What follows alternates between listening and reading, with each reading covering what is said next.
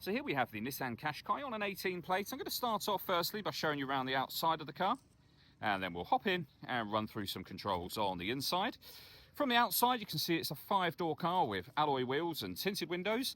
We're going to start off inside the boot area of the vehicle. First, as we approach the back of the car, you can see we have reversing sensors, plenty of boot space as well, along with that 60/40 split folding rear seat, should you wish to increase this space even further again. And then these two tray sections can lift and remove for even more space and to divide the boot up as well. Okay, so we're just going to work our way back around to the front of the car, and then we'll hop in and run through some of the controls on the inside from there. Just briefly before we climb in, I think it's well worth seeing the interior from this exterior point of view. There's plenty to run through on the dashboard, so let's hop in and we'll do that now. Okay, now that we're inside the car, we're going to start with the dials. Over on the left-hand side, first of all, we have the rev counter and coolant temperature gauge.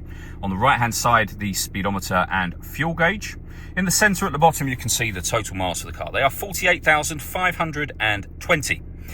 You can change the information displayed above that using buttons on the steering wheel for various different menus, including having a digital readout for the speedometer, and that's all done with the buttons just here. We have our stereo controls surrounding that, cruise control and speed limiter, as well as phone controls over on the right hand side of the steering wheel, and then into the centre, the main touchscreen. So there's a few physical buttons down the right and left hand sides, but essentially it becomes touchscreen from there. So when it comes to your radio, you have AM, DAB and FM radio.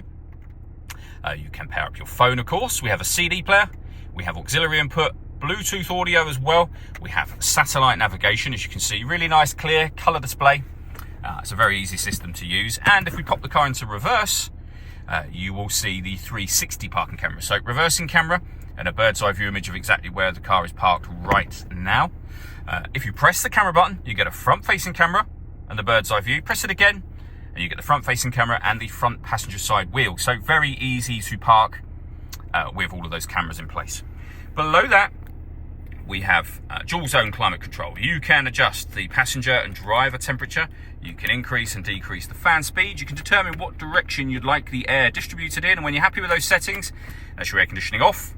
Back on again, or hit auto. The car will now maintain the temperatures that you've asked for by taking full control of the fan speed for you. You can override that at any time you wish to. We have a 12-volt charging socket, an electronic handbrake with an auto hold function, and then your 6-speed manual gearbox. Last thing I wanted to mention is the panoramic glass roof. There's a button up there that will open that sunblind all the way to the back of the rear seats. The glass itself is fixed in position, but as you can see with this open, it lets in a huge amount of extra light into this cabin area. All that leaves me to say is thank you for taking the time to watch this video.